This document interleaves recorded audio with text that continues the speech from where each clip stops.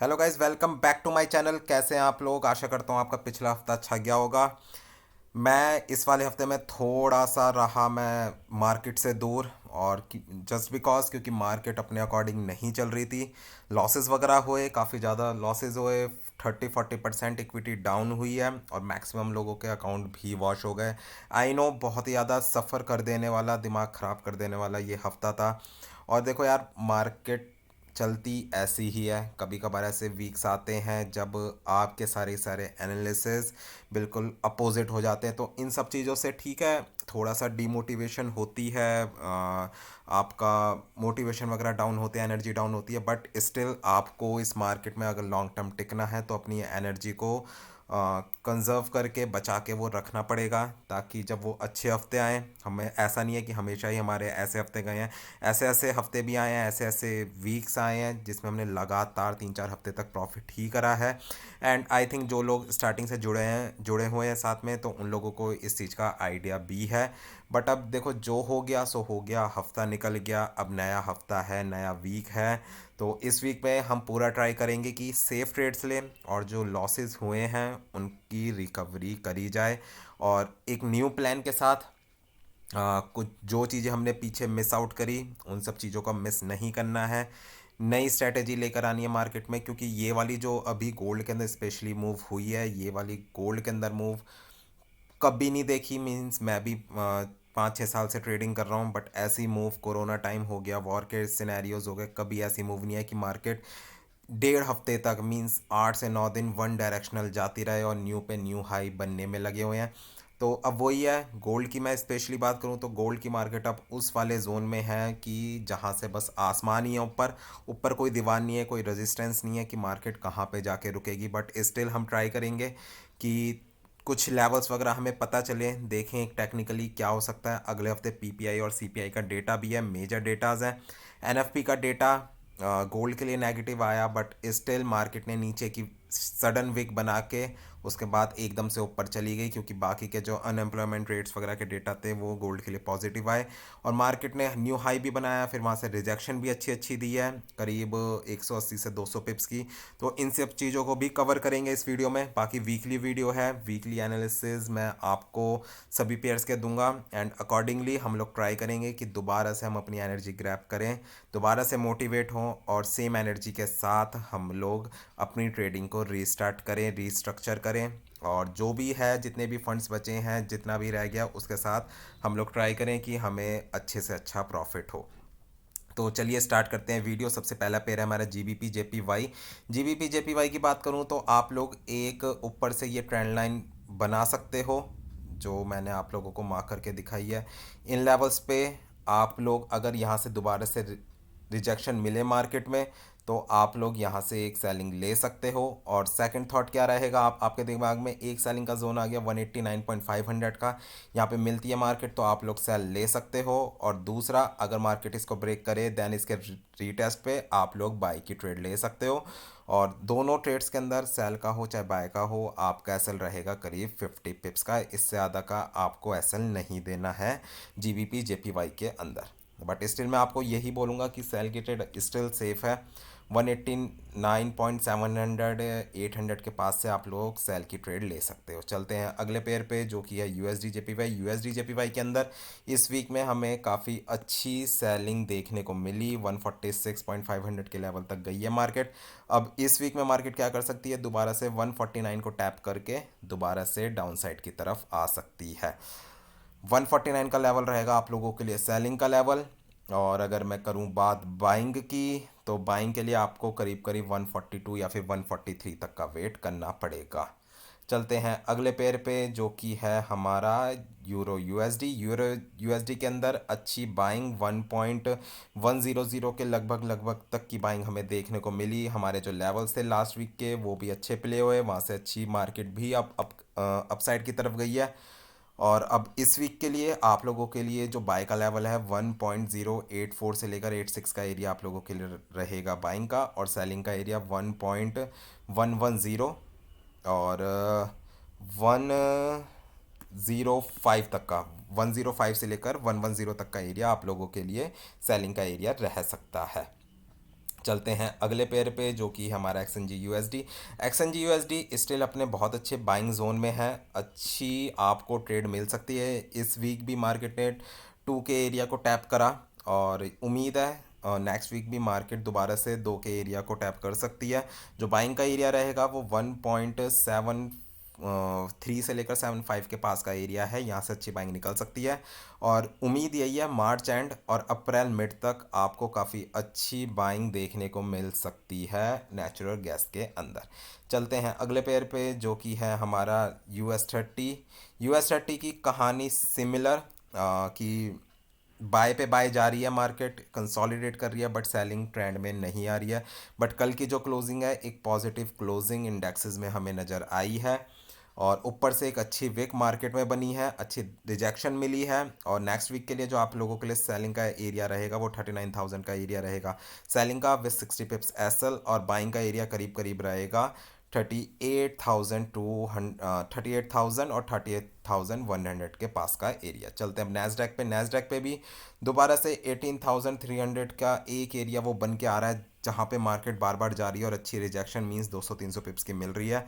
तो आप लोग क्या कर सकते हो इस वाले वीक में, 18,300 या फिर 350 से आप लोग सेल ले सकते हो विद द एसएल ऑफ 18,420, जो इस वीक का हाई है वहाँ तक का एसएल रख के थोड़ा सा ऊपर, और वहाँ से सेलिंग आप ले सकते हो। अगर एसएल हिट होता है तो आप लोग बाय स्टॉप के साथ बाइंग कंटिन्यू रख सकते हो, और अगर सेलिंग चलती है तो काफ़ी अच्छी सेलिंग आप लोगों को देखने को मिल सकती है US100 के अंदर। चलते हैं अब अगले पेयर पे जो कि है ऑयल के अंदर हमें एक अच्छे एरिया से मींस 80 के पास के एरिया से, जो कि मैंने वीकली वीडियो में भी आप लोगों को बताया था कि 80 के पास से आपको अच्छी सेलिंग मिल सकती है, वो सेलिंग कंटिन्यू हुई। अब नेक्स्ट वीक के लिए 75 और 75.50 के पास से आप लोग बाइंग कर सकते हो। और अगर मैं बात करूं सेलिंग की तो सेलिंग आपकी रहेगी 80 से लेकर 80.50 के पास की। चलते हैं अब अगले पेयर पे जो कि है हमारा डी एक्स वाई की बात करूं, सॉरी सबसे पहले बॉन्ड यील्ड्स की बात कर लेते हैं। बॉन्ड यील्ड्स के अंदर क्या हमें देखने को मिला कि बॉन्ड यील्ड्स काफ़ी ज़्यादा डाउन साइड आई है, बट कल के दिन में मार्केट कंसोलिडेट करी एक ही जगह में। अब इसके लिए बॉन्ड यील्ड्स के लिए जो एरिया निकल के आ रहा है वो करीब करीब है आपका, जहाँ पे मार्केट ने इस टाइम पे ली है सपोर्ट, मींस 4.0304 के पास का एरिया है। अगर मार्केट इसको भी ब्रेक कर देती है तो उसके बाद आपको एरिया मिलेगा 3.87 का, और अगर यहाँ तक मार्केट आती है बॉन्ड्स की तो इट मींस गोल्ड और ज़्यादा अप साइड की तरफ जा सकता है। और सेलिंग अगर इसके नीचे बॉन्ड यील्ड चली जाए तो गोल्ड के अंदर सेलिंग देखना फिर हमारे लिए थोड़ा दिक्कत भरा हो जाएगा। और जितने भी सेलिंग में लोगों ने ट्रेड्स अपनी होल्ड करके रखी हुई है वो सारी सारी ट्रेड्स आप लोगों को एग्जिट करके बाइंग साइड में ही बैठना पड़ेगा। बट उस पर भी आएंगे कि मार्केट अब क्या कर सकती है, क्या सिनेरियोज बचे हैं हम लोगों के सामने, और कहाँ से मार्केट अब रिजेक्शन लेके हमारी सेलिंग कंटिन्यू हो सकती है। तो सीधा चलते हैं अब गोल्ड के चार्ट पे और देखते हैं मार्केट हमें क्या बता रही है। मार्केट का ट्रेंड देख लो, एकदम बुलिश, पिछले 9-10 दिनों का ट्रेंड है, एक से बढ़कर एक कैंडल सारी, जितनी भी रेजिस्टेंस थी, जितने भी एरियाज थे सेलिंग के, कहीं पे मार्केट नहीं रिस्पॉन्ड करी, और एक के बाद एक जितनी भी विक्स मार्केट ने 1 घंटे पे बनाई, सडन वो अगले 1 घंटे में मार्केट ने उस विक को भर दिया और फर्दर अपसाइड की तरफ चली गई। 1.5 हफ्ते के अंदर मींस 1 से 1.5 हफ्ते के अंदर मार्केट करीब करीब 1800 पिप, 1800 से 2000 पिप की मूवमेंट मार्केट दिखा चुकी है। और ये भी अपने आप में देखने लायक बात है, सीखने लायक बात है। और जो लोग नए हैं इस मार्केट में तो ये भी एक एक्सपीरियंस है, लर्निंग है, और आप लोगों के लिए ये वाली चीज़ लॉन्ग टर्म में फ़ायदा दे के जाएगी कि हाँ मार्केट कभी कभार ऐसे भी मूव हो सकती है। मैंने भी अपने एक्सपीरियंस में पहली बार ये वाली इस टाइप की मूव देखी है गोल्ड के अंदर, वो भी कि जहाँ पे रिट्रेसमेंट ज़ीरो है। तो हो जाता है यार, देखो टेक्निकल एनालिसिस है, मार्केट है, चीज़ें गलत हो जाती है तो उसमें कोई गलत नहीं है, अपनी गलती मान लेना कि नहीं चली हमारी मार्केट हमारे अकॉर्डिंग, बट कोई नहीं, मार्केट है, हमें दोबारा से मौका दे देगी। बस वही है, हमें अपना कॉन्फिडेंस लेवल बूस्टअप करके रखना है, दोबारा से बूस्टअप करना है, और सही तरीके से ट्रेडिंग करके अब चीज़ों से बाहर हमें निकलना है। तब गोल्ड के लिए क्या चीज़ें हमारे पास रह गई है मौजूद। अब देखो यार, सिंपल सी कहानी है। अगर हम टेक्निकली देखें तो अभी स्टिल मार्केट ने अपना जो एरिया था, मैं मार्क डाउन करके दिखाता हूँ आपको। जो मार्केट ने इस टाइम पे एरिया छोड़ा हुआ है करीब करीब 2 पॉइंट, एक सेकेंड।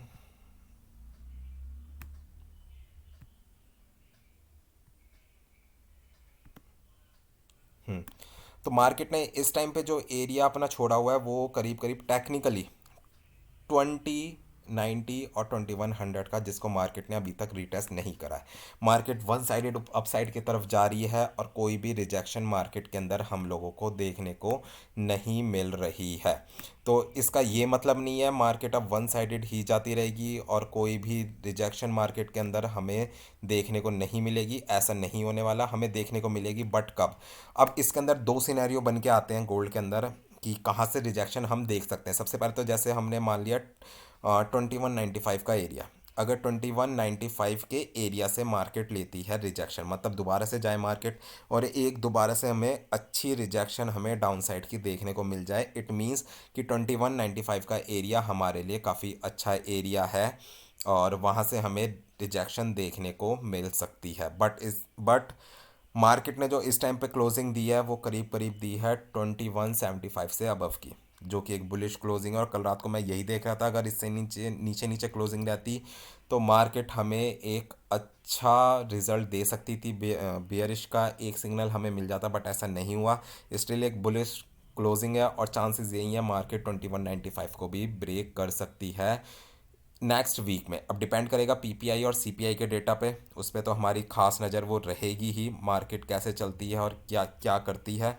बट अब हमें क्या चीज़ें हमें नज़र रखनी है और कैसे हम लोगों को ट्रेडिंग करनी है। अब एक चीज़ का ध्यान रखना, मंडे है, मैंने सबको बोला था कि हैच करके चलना या फिर बाय की ट्रेड लगा के जाना, बाय स्टॉप लगा के जाना, क्योंकि चांसेस है जब मार्केट ने इतनी बुलिश क्लोजिंग दी है और जब एशियन सेशन स्टार्ट हो तो एक हमें सडन मूव मीन्स, याद है अगर किसी को याद है, वो 2-3 महीने पहले की बात है, दिसंबर का वो 3 या 4 तारीख का था कि सुबह सुबह ही मार्केट ने अपने बिल्कुल हाई तोड़ के और डाउन साइड की तरफ आ गई।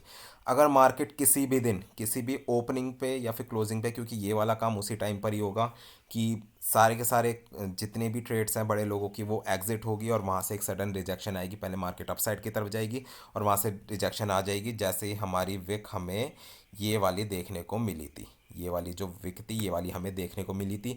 अब जिस भी दिन ऐसी विक हमें मिल गई बड़ी और डेली के टाइम फ्रेम पे, मींस हमें करीब करीब 50 से 60 डॉलर की वो एक रिजेक्शन होनी चाहिए तगड़ी, वो एक कैंडल बननी चाहिए। उसके बाद हमें कंफर्मेशन मिल जाएगी कि हाँ मार्केट नीचे की तरफ आ सकती है।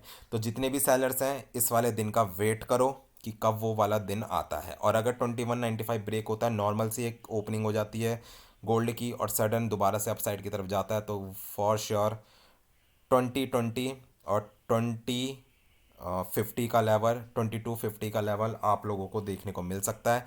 पीपीआई और सीपीआई के डेटा पे खास नज़र रहेगी, उस पर खास नज़र रखना। बट दो सिनेरियो जो मैंने आप लोगों को समझाए हैं, एक तो कि मार्केट एक ही एरिया से बार बार रिजेक्शन ले, वो हमारे लिए कंफर्म वाला पॉइंट होगा कि हाँ मार्केट ने एक अपना एरिया बना लिया है जहां से मार्केट ने इसको अपना एक न्यू हाई घोषित कर दिया है। बट ऐसा नहीं होता है, मार्केट अपसाइड की तरफ जाती है तो उसके बाद आपको उस दिन का वेट करना है जिस दिन डेली की कैंडल में आपको 70 से 80 पिप्स की रिजेक्शन और विक वो आप लोगों को देखने को मिल जाए। तो ये वाला मैंने एरिया आपको मार्क करके भी दिखाया, ये वाली विक भी आपको बना के दिखाई है। 4 दिसंबर की ये वाली कैंडल थी और इस तरीके की कैंडल अगर बनती है मार्केट में तो वो वाली चीज़ हम लोगों के लिए कंफर्मेशन होगी।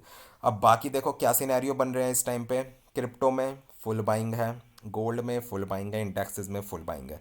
मार्केट में पैसा आ रहा है, कहीं से भी निकल नहीं रहा। बट सडनली होता है ऐसा ही था, हमेशा होता है ऐसे ही था कि एक जगह से पैसा निकलेगा दूसरे में एंट्री होगा। अगर गोल्ड में आ रहा है तो वो इक्विटी की मार्केट मींस नैस्डैक वगैरह, या फिर क्रिप्टो की मार्केट वो डाउन साइड की तरफ जाएगी। बट ये बिल्कुल स्पेशल सिनेरियो है, देखने वाला है, सीखने वाली चीज़ है। और इस वाले सिनेरियो से सीखो, देखो कि मार्केट कभी कभार ऐसा भी कर देती है और लॉन्ग टर्म में आप लोगों को फ़ायदा होगा। तो ठीक है गाइज, ये थी मेरी वीकली एनालिसिस वीडियो, होपफुली आप लोगों को हेल्प मिली होगी। बाकी कोई भी क्वेश्चन हो, कुछ भी हो, डिस्क्रिप्शन में मेरा व्हाट्सअप नंबर है, वहाँ पे जाके आप लोग मेरे से बातचीत कर सकते हो। तो ध्यान रखो अपने इक्विटी का भी ध्यान रखो। बाकी मिलते हैं एक नए जोश के साथ नेक्स्ट वीक में, और करते हैं अपने इस वाले वीक को तो प्रॉफिट में ही क्लोज। डेली अब लाइव स्ट्रीमिंग भी होगी, वीडियोस भी आएगी। इस वाले वीक में मैंने थोड़ा सा गैप लिया था, टेलीग्राम पे भी बता दिया कि मार्केट नहीं चल रही है, बेकार के दिमाग ख़राब करने की ज़रूरत नहीं है, तो इस कारण ब्रेक लिया। होपफुली आप लोगों ने भी लिया होगा और इस टाइम पे आप लोग खुश ही होगे कि आप लोगों ने वो ब्रेक लिया। तो ठीक है गाइज, मिलते हैं मंडे को और करते हैं अपने वीक को प्रॉफिट में क्लोज। Good bye guys.